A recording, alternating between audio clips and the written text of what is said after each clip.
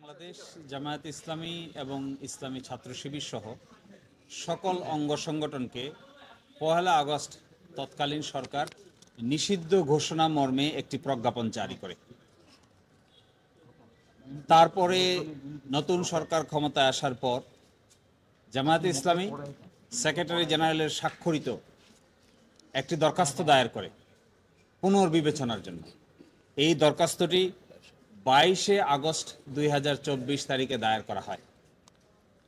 এই দরখাস্তের প্রেক্ষিতে DGFI, NSI এবং এসবির রিপোর্ট তলব করা হয় এবং ৩টি এজেন্সি থেকে রিপোর্ট স্বরাষ্ট্র মন্ত্রণালয়ে জমা হয়। এই ৩টি এজেন্সি জামায়াত শিবির সন্ত্রাসী কর্মকাণ্ডের সঙ্গে জড়িত মর্মে যে অভিযোগ করা হয়েছিল, এই মর্মে তদন্ত সাপেক্ষে কোনো সত্যতা খুঁজে পায়নি। অতঃপর মিনিস্ট্রি অফ হোম থেকে সিনিয়র সেক্রেটারির নেতৃত্বে ৩ সদস্য বিশিষ্ট একটি রিভিউ প্যানেল গঠন করা হয়। আইন অনুযায়ী ১৯ নম্বর ধারার রিকোয়ারমেন্ট মোতাবেক এই রিভিউ প্যানেল গঠন করা হয়। এই রিভিউ প্যানেলে বিষয়টি পুঙ্খানুপুঙ্খভাবে আলোচনা হয় এবং তারাও অতীতের এই অভিযোগের সমর্থনে কোনো তথ্য প্রমাণ খুঁজে পাননি।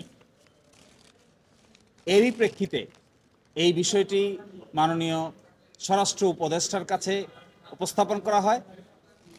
ওনার সই স্বাক্ষরের পরে মাননীয় প্রধান উপদেষ্টা, তার সই স্বাক্ষরের পরে মাননীয় আইন উপদেষ্টার সকল প্রক্রিয়া সম্পন্ন হয়ে এই বিষয়টি সিদ্ধান্ত গৃহীত হয় যে অতীতে যে প্রজ্ঞাপনটি জারি করা হয়েছিল, এই প্রজ্ঞাপনটিকে বাতিল ঘোষণা করা হয়। কিছুক্ষণের মধ্যেই, অল্প সময়ের মধ্যেই আপনারা এই সিদ্ধান্তের গেজেট আপনাদের দেখতে পাবেন, ওয়েবসাইটেও দেখতে পাবেন, আপনাদের কাছেও সেটা অ্যাভেলেবল হবে। এবং এই প্রক্রিয়া করতেই আমি বলেছিলাম যে গতকালকেই করার কথা ছিল, যেহেতু প্রক্রিয়াটা একটু লম্বা, আইন মোতাবেক আইনের প্রত্যেকটি ধারা উপধারা ফলো করে এই কাজ করা হয়েছে। আমরাও চেয়েছি আইনের কোনো ব্যত্যয় যেন না হয়, আইন মানতে যেন কারো কোনো আপত্তি না থাকে এবং আইনের ক্ষেত্রে যেন কেউ কখনো বলতে না পারে যে জামায়াত ইসলামী আইনের বাইরে কাজ করেছে। এই জন্য প্রতিটা পদক্ষেপ সূক্ষ্মভাবে সম্পন্ন করতে গিয়ে কিছুটা সময় লেগেছে।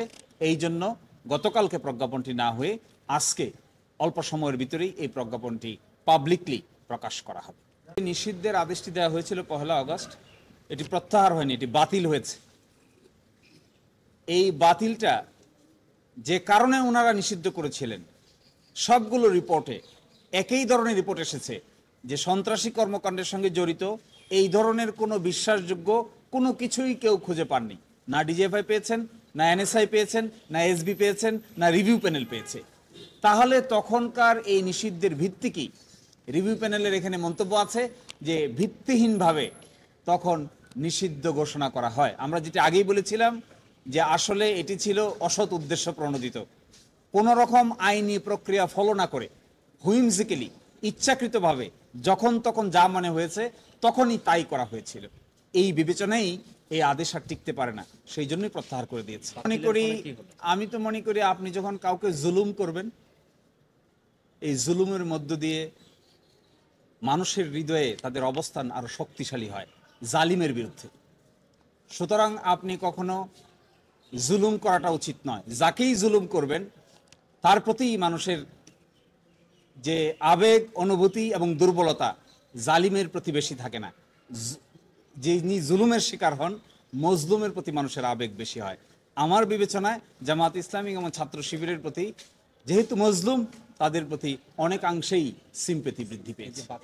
এর ফলে কি কি করতে পারবে? এই নিষেধাজ্ঞাটা বাতিল হওয়ার প্রক্রিয়ায় আমরা বাংলাদেশ জামায়াতে ইসলামীর সেক্রেটারি জেনারেল জনাব গোলাম পরোয়ারের স্বাক্ষরে একটি দরখাস্ত দায়ের করা হয় মাননীয় সচিব, স্বরাষ্ট্র মন্ত্রণালয় বরাবরে। এই দরখাস্ত পাওয়ার পরে তারা গোয়েন্দা রিপোর্ট কল করেন। এই গোয়েন্দা রিপোর্টের মধ্যে বাংলাদেশের প্রতিষ্ঠিত সবগুলো গোয়েন্দা রিপোর্টে সেপারেট রিপোর্ট কল করা হয়। প্রত্যেকেই সেপারেট রিপোর্ট দায়ের করেন। তারপরে একটি রিভিউ প্যানেল গঠন করা হয় হোম মিনিস্ট্রিতে সিনিয়র সচিবের নেতৃত্বে ৩ সদস্য বিশিষ্ট। আইনে বলা আছে ১৯ নম্বর আইনে ১৯ নম্বর ধারায় যে এভাবেই রিভিউ প্যানেল গঠন করতে হবে। সেই রিভিউ প্যানেল গঠন করা হয়, রিভিউ প্যানেলে পর্যালোচনা হয়, রিভিউ প্যানেলের সিদ্ধান্ত নেওয়া হয় যে যেহেতু কোনো কার্যকারণ খুঁজে পায়নি কেন নিষিদ্ধ করা হয়েছিল, সেই জন্য তারা এই নিষিদ্ধের আদেশ বাতিলের জন্য সুপারিশ করেন। এরই প্রেক্ষিতে মাননীয় স্বরাষ্ট্র উপদেষ্টা, মাননীয় প্রধান উপদেষ্টা এবং আইন উপদেষ্টার সকলের সম্মতিতে এই সিদ্ধান্ত গৃহীত হয় যে অতীতের এই যে নিষিদ্ধকরণ সার্কুলারটি ছিল এটিকে বাতিল বলে ঘোষণা করা হয়েছে। এজেন্সির রিপোর্টগুলো কনফিডেন্সিয়াল, তারপরেও কেউই যে অভিযোগ করা হয়েছে, কি অভিযোগে নিষিদ্ধ হয়েছে আপনারা তা জানেন। এই অভিযোগ করা হয়েছিল 1 আগস্ট যে জামায়াতে ইসলামী এবং ছাত্র শিবির এবং তার অঙ্গ সংগঠনের লোকেরা সন্ত্রাসী কর্মকাণ্ডের সঙ্গে জড়িত, এই জন্য তাদেরকে নিষিদ্ধ করা হয়েছে। আমরা গতকালকেই বলেছিলাম যে এই সন্ত্রাসী কর্মকাণ্ডের জড়িত এই মর্মে সাক্ষ্য প্রমাণ কোথায়? সবগুলো গোয়েন্দা এজেন্সি বলছেন, সবগুলো রিভিউ প্যানেলের পক্ষ থেকে বলা হয়েছে যে এই মর্মে অতীতের যে সিদ্ধান্ত নেওয়া হয়েছে তার সমর্থনে, সন্ত্রাসী কর্মকাণ্ড করেছে বা করছে তার সমর্থনে কোনো তথ্য প্রমাণ তারা খুঁজে পাননি। ফলে এই সিদ্ধান্ত তারা নিয়েছেন, বাতিল করেছে।